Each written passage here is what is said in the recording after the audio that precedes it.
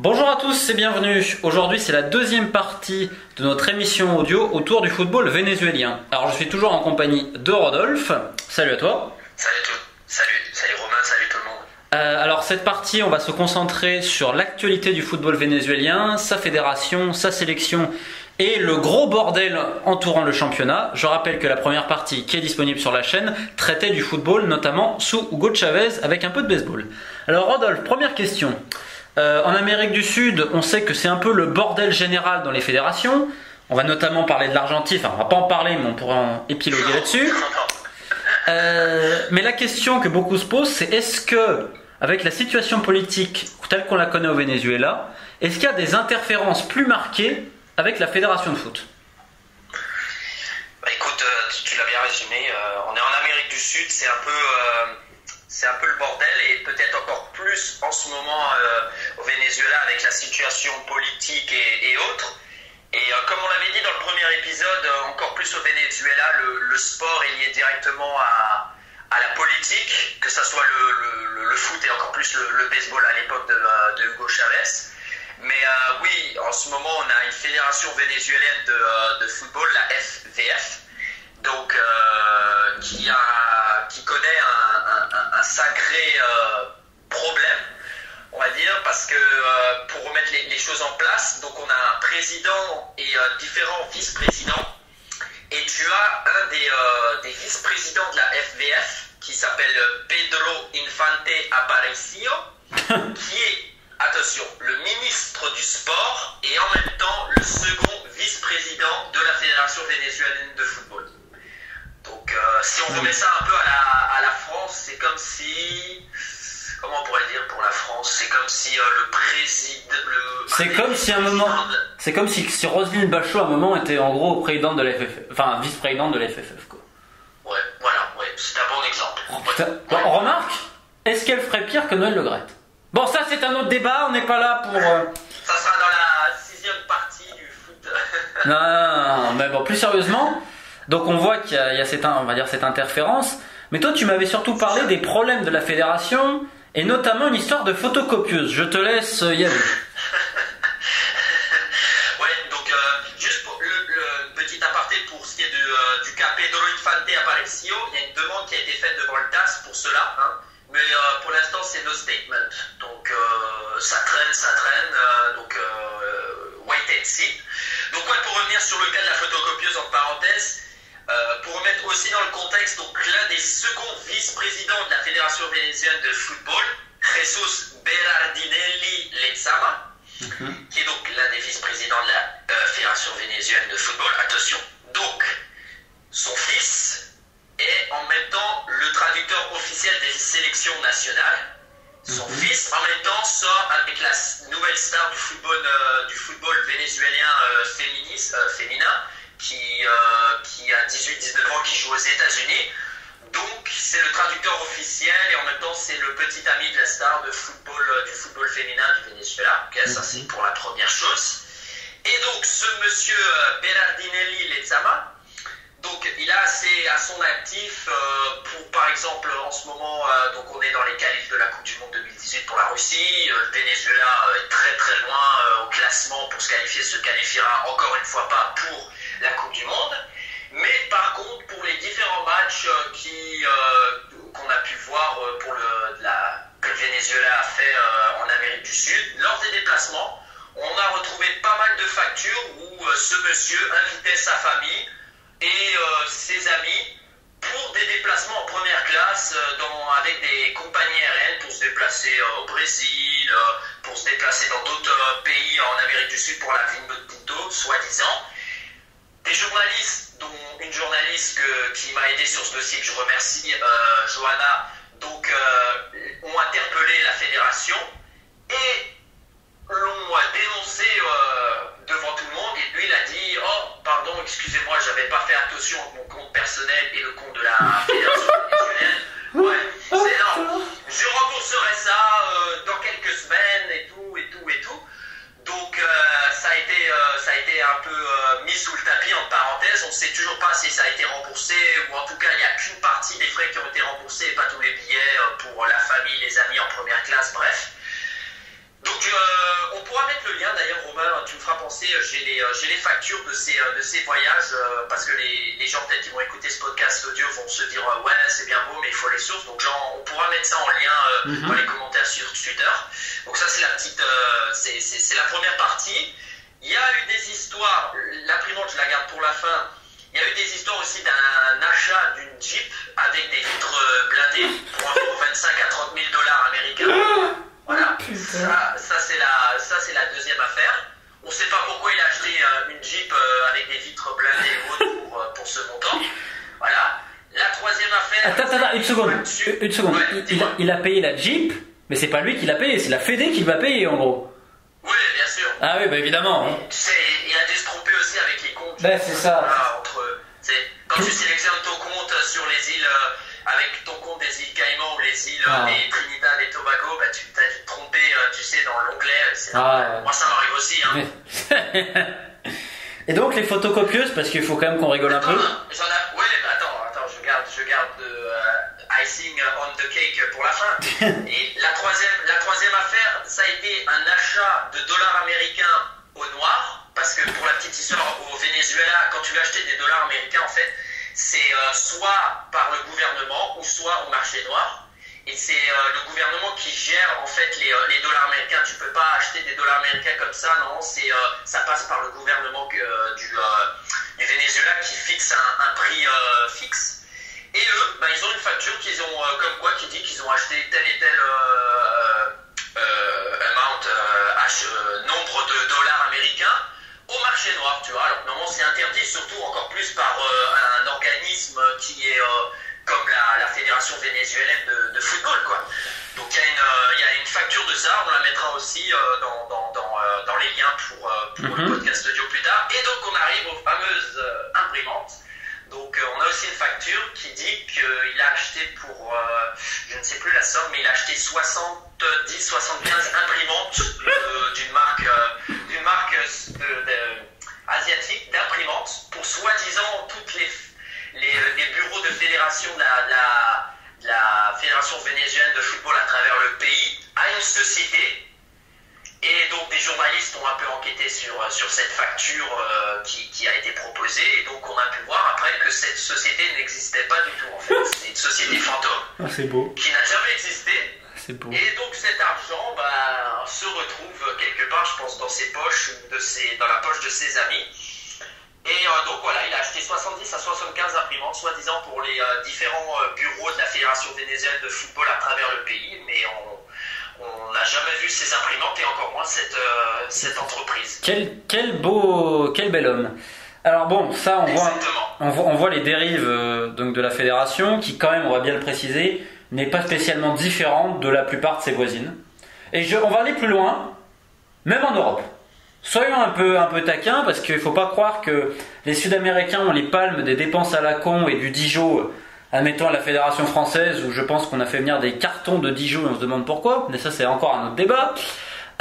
Donc on va quand même aller un peu plus loin sur la situation actuelle, parce qu'on en a parlé. Donc. Oui, juste pour ajouter vraiment, comme tu parles de tout ce qui est blanchiment, affaires, trucage, l'ancien président de la Fédération vénézuélienne de football, Rafael Esquivel, lui a été condamné il y a quelque temps par la Cour, je crois, de justice de New York pour une affaire de blanchiment d'argent et de paris truqués, tu vois. Donc il y avait ça, plus comme on l'avait dit dans le premier podcast, dans les années 60-70, la fédération vénézuélienne avait été écartée pendant quelques temps par la FIFA. Donc tu vois, je veux dire, c'est pas depuis hier. Et puis ouais, à plus grande échelle, ce qui s'est passé en Argentine avec l'ancien président Grandona et dans les autres pays, quoi.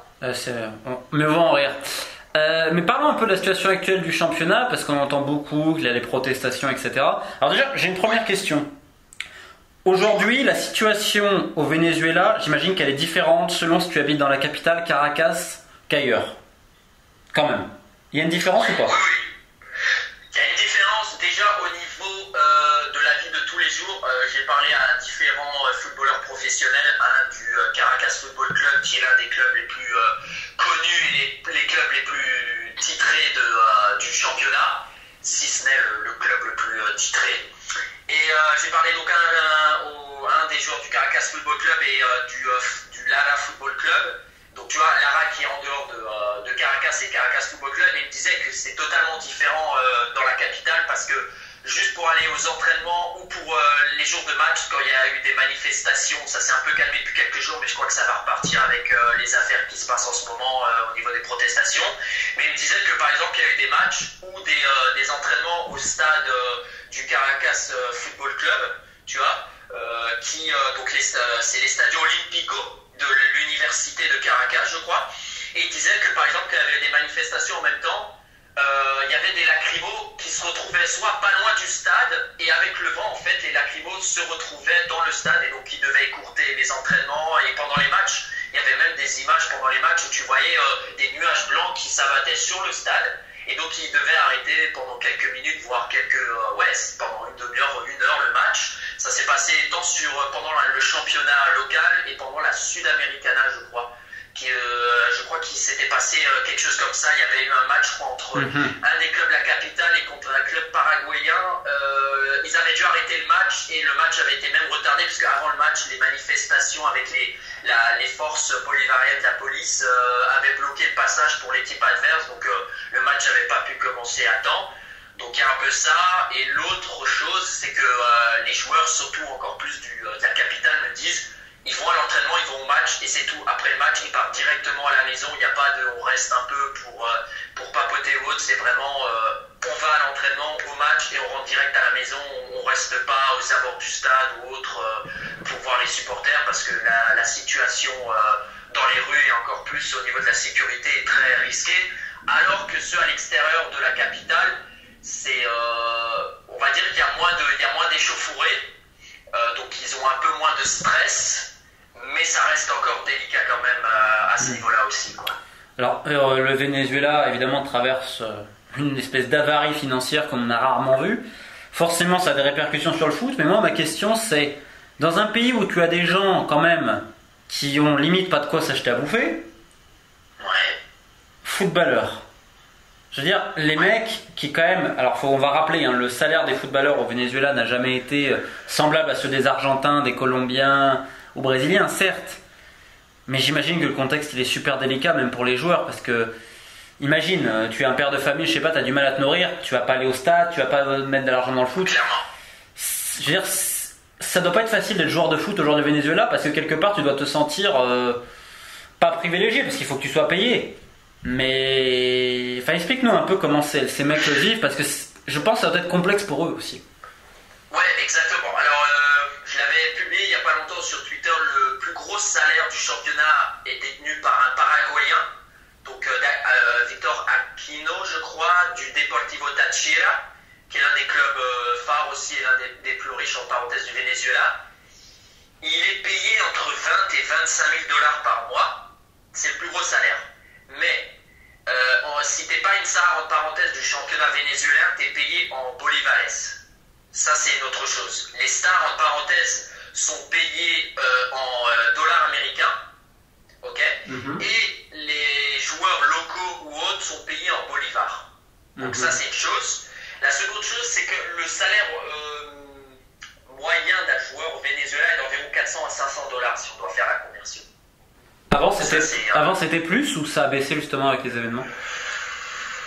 Le problème, c'est que l'inflation joue énormément là-dessus, tu vois. Ouais. C'est 500 dollars, mais comme il y a une inflation avec le dollar et le marché noir et le bolivar, donc c'est pas que ça a baissé ou autre, mais c'est juste que le championnat vénézuélien, il n'y a jamais eu de salaire à 100 000 dollars ou autre, tu vois. C'est vraiment, comme je l'ai dit, les stars du championnat, qu'elles soient locales ou des pays étrangers, il n'y a plus énormément de joueurs internationaux, il n'y a plus vraiment de joueurs étrangers dans le championnat. Tu as encore quelques Argentins, Colombiens, Paraguayens surtout, mais je veux dire, tu en as peut-être un ou deux grands max dans chaque équipe. La plupart des joueurs de chaque équipe, c'est des Vénézuéliens, c'est des locaux, donc très jeunes. Là, je crois que la moyenne de championnat des joueurs, c'est 23 ans.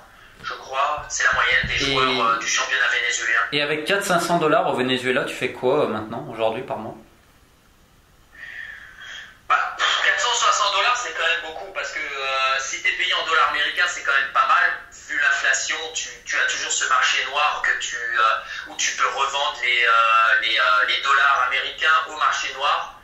Le marché noir tourne autour, je crois, de 1 dollar égale à 12 000 ou 13 000 bolivares. Alors que le marché officiel du bolivar, je crois, est que de 4 000 bolivars. Tu vois, donc, si tu te débrouilles bien avec le marché noir entre le dollar et le bolivar, c'est pas mal. Donc les footballeurs, comme tu l'as dit avant, sont dans une situation quand même avantageuse comparée aux autres personnes. Je connais des membres même de ma famille qui ont des grosses études, qui sont avocats, des droits, des derechos humanos, et qui gagnent même pas 30 dollars américains par mois. Tu vois ce que je veux dire? Donc si tu te débrouilles avec même 100 dollars américains, c'est déjà énorme. Mais quand tu vois l'inflation qu'il y a en ce moment, où 1 kilo de riz égale presque un tiers de ton salaire, du salaire minimum au Venezuela, ça fait mal, quoi. Et les joueurs sont payés ou il y a des problèmes justement là-dessus? Ouais. Non, de ce côté-là, les joueurs sont payés. J'ai encore parlé à mes amis qui sont footballeurs professionnels. Eux, par chance, ils sont toujours payés. Il n'y a pas trop de retard. À part dans peut-être 1 ou 2 clubs qui sont en dehors de Caracas, mais la plupart des clubs sont soit détenus par de riches propriétaires en parenthèse qui ont fait fortune dans des banques ou autres. Donc la plupart sont payés parce que, comme on l'avait dit en premier épisode, la plupart des sponsors sont publics, comme la PDVSA, la compagnie de pétrole du Venezuela, ou d'autres compagnies. Donc ça va, eux ils sont encore payés. La plupart des joueurs de football, à part le Anze Otegui ou Trujillano, la dernière fois on en a parlé, des petits clubs comme ça en dehors de Caracas qui ont des problèmes de paiement. Mais sinon les autres clubs, par chance, ils sont encore payés, quoi. Il n'y a pas trop de retard. On a vu récemment qu'il y avait eu des manifestations, parfois des joueurs même. Si tu peux nous expliquer un peu les faits un peu marquants que tu as vus des derniers mois dans le championnat vénézuélien et comment ça s'est manifesté. Redis-moi, j'ai pas bien compris là. Je t'ai dit, on a vu récemment qu'il y a eu des manifestations, parfois des joueurs, des mouvements de protestation, etc. Tu peux un peu nous expliquer ça? Oui, il y a pas mal de joueurs, surtout de la Sub-20, donc l'équipe des moins de 20 ans, qui s'étaient manifestés encore plus pendant la Coupe du Monde en Corée du Sud. Des messages contre le gouvernement de Maduro directement qui étaient publiés sur Instagram ou sur Twitter, les réseaux sociaux. Il y a encore hier le joueur vedette, l'une des stars dans le futur Martinez, qui était au Torino, qui est depuis pas longtemps MLS à Atlanta, qui a publié un message hier en disant que je comprends que les joueurs en ce moment, que les gens n'ont pas envie d'aller au stade voir du foot au Venezuela avec ce gouvernement de Maduro. Je comprends tout à fait ça. Je suis pas d'accord avec ce qui se passe. Il était très dur. Je ne veux pas dire les mots qu'il a dit, mais il y a cet exemple-là. Il y a pas longtemps, Arango était très porté contre le gouvernement de Maduro. Et Arango, on sait que c'est quand même l'une des figures clés du football vénézuélien, comme Salomon Randon qui avait publié des messages assez forts contre le gouvernement de Maduro sur les réseaux sociaux. Les joueurs de baseball des Vénézuéliens qui jouent en MLB, si je ne me trompe pas, aux États-Unis, ils étaient encore plus forts. Ils avaient publié des vidéos en disant que Maduro était un traître, était un tueur, un dictateur. Ça, vous pouvez les retrouver facilement sur les réseaux sociaux. Donc les joueurs de baseball étaient les avant-gardistes de ça. Et il y a les footballeurs des moins de 20 ans qui, la plupart, se sont dirigés contre le gouvernement de Maduro ou contre Maduro directement. Et tu vois, un peu toutes les semaines, tu as Aristigueta qui doit parler un peu à ceux qui suivent le championnat de France, qui maintenant joue au Caracas Football Club, qui il n'y a pas longtemps a publié un message contre Maduro, qui a fait quelques manifestations à Caracas avec l'opposition et qui est revenu aussi au Venezuela pour contester cela, qui a un jeune joueur, Juan Pi, qui joue au Malaga Football Club, qui lui aussi était venu il n'y a pas longtemps pour faire une manifestation avec Aristigueta à Caracas. Donc ouais, le monde sportif et encore plus le monde du baseball et du football est très, très ancré contre le gouvernement de Maduro. Il n'y a pas vraiment de joueur qui a supporté ouvertement les actions du gouvernement de Maduro, quoi. Il n'y a pas eu un match où la première minute n'a pas été jouée ou je ne sais quoi aussi en guise de protestation? Oui, exactement. En fait, les joueurs, c'était un match championnat, ils ont voulu faire une minute de silence. Et les arbitres et la fédération, bien sûr, qui n'ont pas voulu, la fédération qui est directement liée un peu, comme on l'a dit avant, au gouvernement. Mais les joueurs eux-mêmes, durant le coup d'envoi, tu as pu les voir, qui sont arrêtés, ils n'ont pas pas joué, les arbitres étaient un peu stupéfaits. Et la télé publique vénézuélienne a voulu un peu cacher ça, n'a pas voulu le montrer au grand public, et après ça a été diffusé pas mal sur les réseaux sociaux malgré tout. Donc même les footballeurs du championnat local ont quand même assez manifesté de ce côté-là. Tu avais même des banderoles dans les stades au Venezuela où tu avais marqué Maduro, dictador, ce genre de choses. Les caméras à chaque fois ont essayé de ne pas montrer ça alors que c'était en plein centre de la caméra. Tu avais les agents de sécurité qui sont venus 5 minutes après le coup d'envoi pour enlever les banderoles. Donc c'est un peu fou, quoi. Mais ce qui est étonnant, c'est qu'il n'y a pas des gens qui soutiennent Maduro dans le milieu sportif. Tu dis que c'est mal vu, je sais pas, c'est...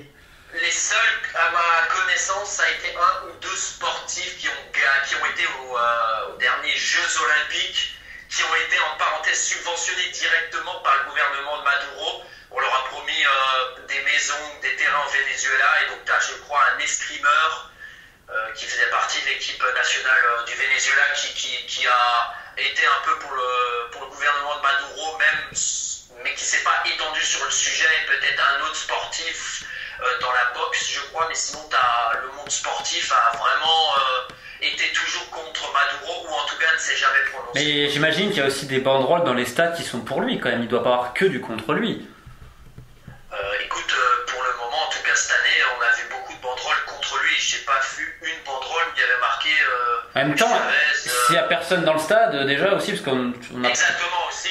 Mais je veux dire, j'ai regardé il n'y a pas longtemps qu'un match du Caracas Football Club ou autre. Déjà, tu n'as pas trop de clubs non plus très référencés, extrême gauche ou droite ou centre. Donc ça de ce côté-là. Mais j'ai regardé quelques matchs il n'y a pas longtemps, et il y a encore quelques copes comme le Caracas Football Club, et la plupart des banderoles c'était pour soutenir le Caracas Football Club ou autre. Ouais. Tu n'avais pas vraiment de dimension politique. Tu vois, on est avec toi ou quelque chose comme ça, quoi. Je dis une bêtise, ou par exemple Chavez n'avais pas connu ça? Je pense pas que le football allait être très... à l'inverse même. Non, il n'avait pas trop connu ça. Ouais, il y avait même plus des banderoles pour lui. Ouais, exactement. Encore plus quand il est mort, il y avait pas mal de clubs qui avaient déployé des banderoles pour lui. Bien sûr, le club de Zulia. En Argentine, tu avais, je crois, les Newell's qui avaient une banderole soutenant le gouvernement de Chavez à sa mort et tout. Donc, non, à ce moment-là, tu en avais plus pour lui que contre lui. D'accord. Et on va parler pour finir un peu de la sélection. Enfin, juste pour terminer, les affluences dans le championnat vénézuélien avec ce qui se passe en ce moment, ça donne quoi? Il n'y a pas grand monde. Hein. Les places sont pas chères du tout. C'est combien? Un peu parce que les tribunes populaires, ça doit être 2000 bolivares, les moins chers. C'est presque rien. Hein. Pour nous, ça doit même pas faire, ça doit même pas faire $1 et autres, mais pour des gens au Venezuela, c'est énorme pour eux, premièrement, encore plus avec la crise, et puis troisièmement, ils n'ont pas la tête à aller voir des matchs de foot en ce moment, tu vois, ils ont des autres chats à fouetter en parenthèse. Ça fait qu'il y a combien de personnes? Il y a 1000 personnes au stade? Ouais, grosso modo, 1000 personnes, et encore, dedans, t'as le COP, tu dois avoir pas mal de journalistes, est-ce qu'ils comptent les chats, les moustiques? Parce que peut-être qu'on peut arriver à 1000 avec les animaux. Des fois, ils laissent les places gratuites. Il y a des fois pour un peu pas remplir le stade, parce que tu n'as aucun stade rempli en ce moment, encore plus dans le championnat, mais il y a des entrées gratuites en ce moment, parce que sinon il n'y a personne, tu n'as même pas 1000 personnes. Ils laissent rentrer des personnes. Mais ouais, une affluence de... Je crois que la dernière, les 2 premières journées, je crois qu'une par journée, la moyenne c'était de 22-23 000 personnes pour les 18 équipes, tu vois. Donc c'est 1200. Tu fais 20... Ouais, c'est ça, ouais. Il y a vraiment rien. Encore, tu comptes les COP qui ont un abonnement de parenthèse à l'année ou à la saison. Là, on est en train de faire le clausula. Donc, c'est rien. Ouais, on va dire 1000 personnes par match et encore. Et dans les stades, comme on l'avait dit, de 30, 40 000 personnes. Et pour terminer, on va évoquer vite fait la sélection. Alors tu as largement évoqué la nouvelle génération qui, on le rappelle, a terminé seconde au championnat du monde des moins de 20. On va parler de la sélection A, et surtout on va parler d'une chose assez bête, c'est que quasiment tous les pays sud-américains ont un joueur ou deux emblématiques, hein, même le Pérou qui a du Norberto Solano par exemple, ou même Acaciete qui fait une très belle carrière quand même de défenseur en Europe. Mais le Venezuela, il y a Arango, il est vrai, très beau joueur, très belle patte. Roldan, on peut dire à l'arrière, mais sinon... C'est vraiment pas un pays qui s'est exporté. Je veux dire, sa sélection, ses leaders, ils sont connus, j'imagine, au Venezuela, mais ailleurs, pas vraiment, quoi. Non, pas vraiment. Tu l'as dit, les joueurs qui ont eu qui ont fait le plus d'apparitions avec le maillot de la Vinotinto, on en reviendra peut-être un peu plus tard pourquoi on dit aussi la Vinotinto, mais tu l'as dit, le joueur qui a participé le plus de fois avec le maillot de la Vinotinto, c'est Juan Arlango, qui a fait plus de 120 parties. Le deuxième, c'est José Manuel Rey, mais personne ne le connaît dès que tu sors du Venezuela. Et après, tu as Thomas Rincon, Vizcarrondo, mais c'est ça, c'est pas des gros noms non plus qui ont marqué sur la scène internationale, tu vois. Donc, là, t'as Malaga qui a une petite communauté vénézuélienne, peut-être dans quelques années, ça fait quelque chose. Ouais, peut-être avec Juanpi, t'as peut-être aussi avec Rosales, à voir, je sais pas. Parce que mais tu vois, c'est pas des joueurs qui ont marqué, c'est pas pour l'instant des joueurs qui ont un gros palmarès ou qui évoluent dans des gros clubs non plus. Non, ça a toujours été une sélection de deuxième, voire troisième zone, même dans la zone où elle est. C'est ça, et puis ils n'ont pas de parcours en Coupe du Monde, donc ça aide pas non plus, tu vois. Il y a quand même eu le travail d'une personne ces récentes années, je pense qu'elle fait beaucoup de bien à la sélection, c'est César Farias. Ouais, exactement. César Farias, exactement, qui a un peu formé cette nouvelle génération, lui qui vient d'être viré en parenthèse du club de The Strongest en Bolivie parce qu'il a bousculé, je crois, un arbitre, quelque chose comme ça. Mais je crois que c'est ça à confirmer, mais c'est vrai que son travail qu'il a fait depuis les années 2007 à 2013, que ce soit avec la Vinotinto Sub-20 et l'équipe A, a bien profité à Rafael Dudamel qui est maintenant aux commandes et qui lui aussi a la sélection A et les Sub-20 en ligne de mire, et il fait un gros travail. C'est grâce à lui aussi qu'il avait donné sélection. Il avait donné un peu une identité de jeu aussi, quelque chose qui manquait. Farias, il a vraiment marqué le groupe. Et d'ailleurs, Farias, pour la petite anecdote, a comme projet de restructurer un jour le football vénézuélien. Ce serait le rêve de sa vie, pour la petite anecdote. Ah bah voilà, tu vois. Donc non, c'est ça. Il a profité du travail de Dudamel, il profite du travail de Farias à l'époque. Donc c'est vraiment un entraîneur qui a marqué la Vinotinto de ce côté-là, quoi. Et pour terminer donc cette deuxième partie, parce qu'on va faire une petite demi-heure, pourquoi la Vinotinto? Donc la Vinotinto, c'est une bonne question, parce que c'est vrai, on se dit pourquoi la Vinotinto alors que le drapeau du Venezuela est bleu, rouge et jaune. Et rappelle ce que ça veut dire en français, Vinotinto aussi. Vin rouge. Voilà. En gros. Voilà. Alors pourquoi? Donc il y avait plusieurs spéculations en parenthèse. On disait, l'une des premières, c'était de dire si on mixe les trois couleurs, ça fera du Vinotinto. Donc il y a eu cette comment dirais-je, on peut dire cette légende. Je sais pas si on peut dire ça. Si on peut dire ça comme ça. Et la véritable, ou en tout cas la plus probable des versions. Version pour le terme Vinotinto et la couleur Vinotinto du maillot qui a été utilisé pour la sélection de foot et pour d'autres sélections nationales de sport au Venezuela. En fait, dans les années 30, il y avait un général de l'armée qui s'appelait Damaso Pérez Maduro. Voilà, notre Maduro. Et donc la sélection devait participer aux Jeux bolivariens et qui se passait qui devaient jouer les Jeux bolivariens, et ils avaient oublié leurs uniformes, mais ils ne pouvaient pas prendre des uniformes qui ressemblaient un peu à l'équipement de l'Équateur et la Colombie qui étaient déjà là-bas. Et on sait que l'Équateur et la Colombie, il y a quelques couleurs qui ressemblent déjà au drapeau du Venezuela, donc c'était un peu difficile. Et ce général-là faisait partie de la Guardia Nacional. Et la Guardia Nacional, à l'époque, son équipement avait la couleur de la Vinotinto du vin rouge. Et donc ils leur ont prêté les uniformes, et on a gardé cette couleur-là pour l'équipement de la Vinotinto, quoi. Eh bien écoute, merci bien Rodolphe pour cette dernière anecdote. On va une petite dernière anecdote si je peux. Comme tu parlais avant de la crise, c'est pas que dans le foot, il y a énormément de sélections, encore plus les sélections nationales de basketball et de volleyball, qui ont dû déclarer forfait il n'y a pas longtemps pour pas mal de compétitions, que ce soit en Amérique du Sud ou en Afrique ou en Asie, à cause soit du manque d'argent pour les transports, ou alors à cause du fait que de moins en moins de compagnies aériennes desservent le Venezuela. Je crois qu'on n'est plus qu'à 7 ou 9 compagnies aériennes qui desservent l'aéroport de Maiquita de Caracas, qui se situe à La Guaira. Et donc il y a beaucoup de sélections. Celle de volleyball a dû déclarer forfait il n'y a pas longtemps parce qu'elle n'avait pas pu prendre des billets d'avion à cause ils n'avaient plus assez de moyens et de dollars, ou alors à cause du trop long voyage à faire et du trop long des horaires interminables pour prendre 3 connexions, passer par les États-Unis, et les visas c'est presque impossible pour les Vénézuéliens, ou alors ça prend trop de temps de les faire pour passer par les États-Unis. Donc ça c'est la petite anecdote qui est un peu malheureuse, alors qu'il y a des sélections féminines ou masculines de volleyball qui sont très fortes et de baseball, et à cause de ça elles n'ont pas pu se déplacer à l'étranger. Je pense que ça résume malheureusement un peu beaucoup de choses au Venezuela. En tout cas, merci pour cet éclaircissement. Donc voilà, on a fait 2 parties. On a fait 2 parties autour du Venezuela et du foot, en essayant de mélanger un peu tout. J'espère que ça vous a plu. Potentiellement pour un prochain numéro de ces longues émissions audio, on ira peut-être en Iran, Costa Rica, je n'ai pas encore vraiment décidé. Donc voilà, n'hésitez pas, si vous avez des suggestions de destination ou des questions, vous pouvez aller dans les commentaires.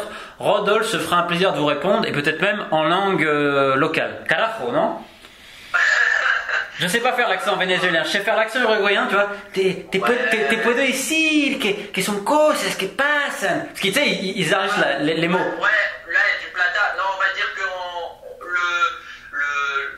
le juron au Venezuela c'est plus coño de tu madre. Tu vois, on l'utilise plus celui-là. Ce sera le mot de la fin. Coño de tu madre. Voilà. Merci à tous de nous avoir écoutés. Et hasta pronto. C'était un plaisir.